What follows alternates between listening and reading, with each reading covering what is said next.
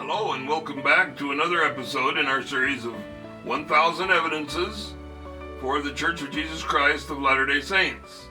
In this one, number 218, we'll continue our series on plural marriage. This one will recreate some of the testimonies of the sisters who were participating in plural marriage. Sam Richardson will continue with the next video as follows. Nauvoo High Counselor James Allred remembered that he did not believe it at first. It was so contrary to his feelings, but he said he knew Joseph was a prophet of God.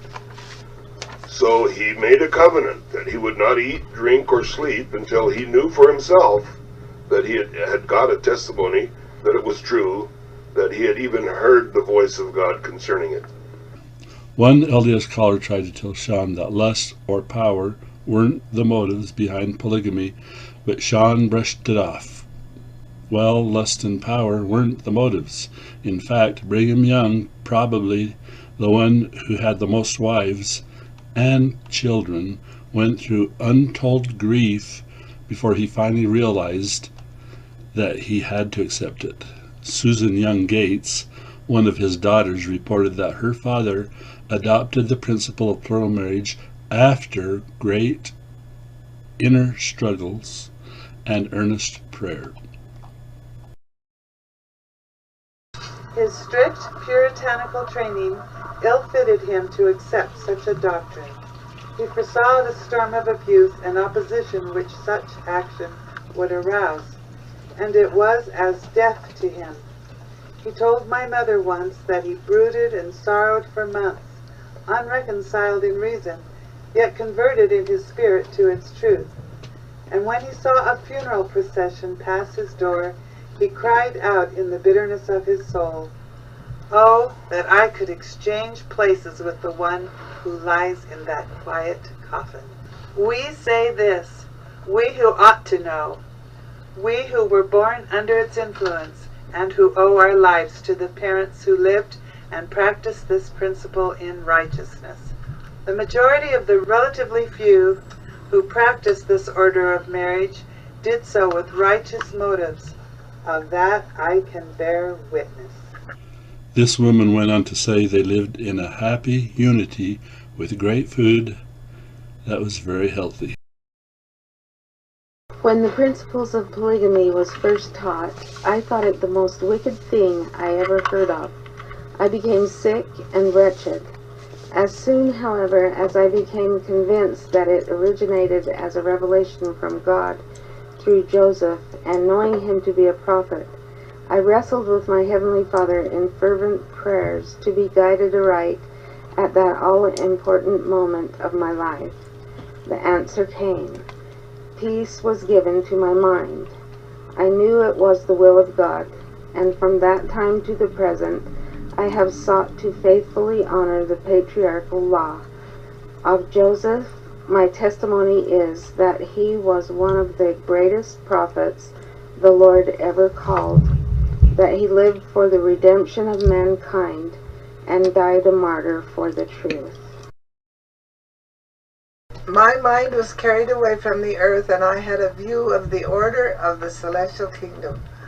I saw that plural marriage was from the Lord, and oh, how beautiful! I was filled with love and joy that was unspeakable. I waked my husband and told him of the views I had, and that it was too sacred for fools to handle, for they would use it to gratify their lustful desires. It has been said that Joseph sent Orson Hyde on a mission, then married Miranda, his wife, while he was away. This is an accusation that was taken out of context, which made Joseph appear to be a lusty, sneaky man. But the fact is that this was a sealing, not a marriage that we know of. And it was done 1 or 2 years after Orson left on his mission. Todd Compton said, "It is striking that Miranda had no children while Orson was on his mission to Jerusalem, and then became pregnant soon after Orson returned home." When I reflected that I was living in the dispensation of the fullness of times, embracing all other dispensations, surely plural marriage must necessarily be included, and I saw that the set time had come. I knew that God was speaking. As I increased in knowledge concerning the principle and design of plural marriage, I grew in love with it. I was sealed to the prophet. This, one of the most important circumstances of my life, I have never had cause to regret. Priscinda Buell, whose husband was a non-member, said, quote, "To the best of my ability, I have honored plural marriage, never speaking one word against the principle," close quote. Her motivation for sealing to Joseph is alluded to by Emmeline B. Wells. She knew Joseph to be a man of God, and she had received many manifestations in proof of this. And consequently, when he explained to her clearly the knowledge which he had obtained from the Lord, she accepted the sealing ordinance with Joseph as a sacred and holy confirmation. This announcement from the prophet was indeed a thunderbolt to me. Even after praying, I was tempted and tortured beyond endurance until life was not desirable. Oh, that the grave would kindly receive me, that I might find rest on the bosom of my dear mother. Oh, let this bitter cup pass. And thus I prayed in the agony of my soul. It was near dawn, after another sleepless night, when my room was lightened up by a heavenly influence. To me it was, in comparison, like the brilliant sun bursting through the darkest cloud. My soul was filled with a calm, sweet peace that I never knew. Supreme happiness took possession of me, and I received a powerful and irresistible testimony of the truth of plural marriage, which has been like an anchor to the soul through all the trials of life.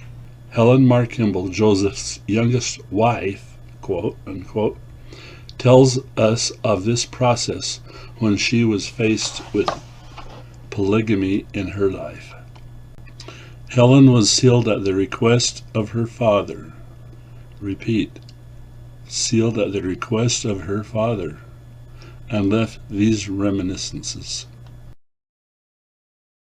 I learned that most important lesson, that in him alone must I trust, and not in weak and sinful men, and that it was absolutely necessary for each one to obtain a living witness and testimony for him or herself, and not for another, to the truth of this latter-day work. I was shown the principle of celestial marriage. I knew that it was from God. The vision of my mind was open to see and understand the will and design of the Almighty. I had a view of the order of plural marriage. The beauty and the glory which I saw in it was enough to make up for the trials in this life. Loiza Beeman, married at 25 years old in Nauvoo, no children. Loiza was reported to be a woman of irreproachable morality who entered into the plural marriage relationship on a deep-seated conviction that the doctrine was from God. According to Brian C. Hales, after Loiza Beeman, Joseph Smith thought almost exclusively eternity-only sealings. This means there were no marriage relationships. Sarah Cleveland was 54 when she was sealed for married to Joseph, but she continued to live with her husband. Elizabeth Durfee was sealed to Joseph by proxy after he died. Esther Dutcher was sealed to Joseph, but lived with her husband until she died.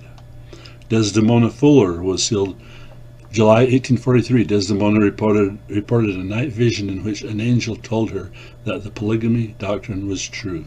Lucinda Harris was sealed by proxy to Joseph after his death. Elvira Annie Holmes was married to Joseph at age 29. Her husband never wavered in his loyalty to the Mormon leader. Mary Elizabeth Leitner, whose husband was not a member, was sealed, not married, and lived with her husband until after his death in 1885. Concerning her witness, Mary Elizabeth Rollins reported that an angel came to her and it went through her like lightning. Patty Bartlett Sessions was sealed to Joseph Smith for eternity only on March 9, 1842. Her husband was probably separated from her at the time of the sealing, but he remained a faithful member and diligent missionary. Zina Diantha Jacobs was sealed to Joseph Smith by her brother, Dimmick Huntington. She was 6 months pregnant by Henry and continued to live with him. Of the sealing, Zina reported, "I am no dreamer, but I had dreams that I could not account for. I know this is the work of the Lord. It was revealed to me even when young." Maria Lawrence, a criminal complaint was brought against Joseph Smith, alleging adultery with Maria. Ultimately, Joseph was innocent of this charge, and some authors have suggested that Joseph's legal strategy probably implied that the sealing with Maria was never consummated. Sylvia Sessions Lyon was sealed to Joseph Smith on 8th of February 1842. Her husband Windsor's reaction is not recorded, but he was a faithful active member of the church at the time. Her last daughter was not of Joseph, according to DNA evidence. Eliza Partridge wrote, "He taught me and Emily the plan of celestial marriage and asked us to enter into that order with him. This was truly a great trial for me, but I had the most implicit confidence to him as a prophet of the Lord." Emily Partridge said no at first, but in the interim, without any influence or pressure from Joseph, accepted. She related, "I prayed to be enlightened in regard to what I should have done. Well, in time, I became convinced that there was nothing wrong about it." Ruth Vos Sayers was married for eternity only. Her husband was a non-member, but remained friendly. The marriage or sealing was with Emma's consent. According to our doctrine, the first wife has to give consent, or there will be no sealing marriage. Mary Heron Snyder and her husband seem to have endured significant periods of estrangement after 1833. Also, the couple's marriage was never sealed, but the husband died active and faithful in the church. There is a one-sentence claim of sexual relations between her and Joseph by a son-in-law, Joseph E. Johnson, but without additional documentation, reliable conclusions are speculative. Okay, accounts from parents or church leaders. Elizabeth Whitney recalled, quote, "My husband and I had a heavenly encounter so perfect that we were willing to give our eldest daughter, then 17 years of age, to Joseph in the order of plural marriage." Lorenzo Snow recalled, "It was revealed to me before the prophet Joseph Smith explained it to me." Other members or leaders who had witnesses were Thomas Grover, Martha Jane Knowlton Corey, Samuel Amos Woolley, and Howard Corey and his wife. They had dreams about it before it was announced. All the women who accepted the prophet's offer were greatly blessed. They received blessings, marvelous transcendental blessings, with many faceted applications that they never would have received otherwise. Thanks to Sam for presenting this video, and thank you for watching. And remember, call, don't fall. Call on the God of truth and revelation. Don't fall for those busybodies who go around spreading lies and half-truths.